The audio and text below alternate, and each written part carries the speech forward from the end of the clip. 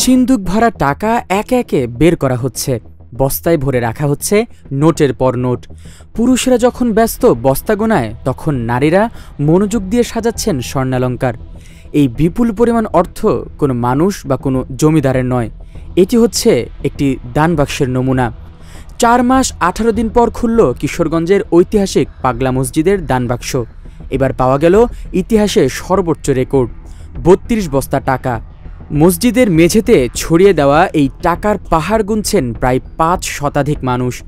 মাদ্রাসার কমলমতি শিশু, শিক্ষক, মসজিদের কর্মচারী থেকে শুরু করে ব্যাংক কর্মকর্তা পর্যন্ত। গণনা চলবে সারাদিন জুড়ে।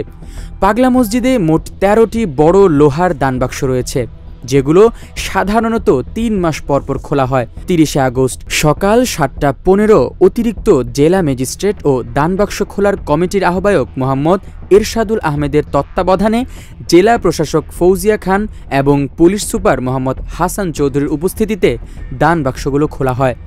এর আগে গত এপ্রিল মাসে 11টি বাক্স খুলে পাওয়া গিয়েছিল 28 বস্তা টাকা, যার পরিমাণ দাঁড়িয়েছিল প্রায় 9,18 লাখ টাকায়। ধারণা করা হচ্ছে এবার সেই অঙ্ককে ছাড়িয়ে যাবে নতুন রেকর্ড। দানবাক্স খোলার খবর শুনে দূর দূরান্ত থেকে মুসল্লিরা ভিড় জমায় মসজিদ প্রাঙ্গণে। অনেকে এসেছেন দানবাক্স খোলার দৃশ্য দেখতে, আবার কেউ এসেছেন এক ওয়াক্ত নামাজ আদায় করতে। পুরো প্রক্রিয়ায় নিরাপত্তার দায়িত্বে ছিল পুলিশ সদস্যরা।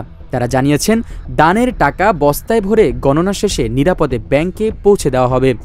পাগলা মসজিদ পরিচালনা কমিটির সভাপতি ও জেলা প্রশাসক ফৌজিয়া খান জানিয়েছেন, প্রাপ্ত অর্থ দিয়ে কিশোরগঞ্জে 10 তলা বিশিষ্ট মসজিদ ইসলামিক কমপ্লেক্স নির্মাণের পরিকল্পনা রয়েছে।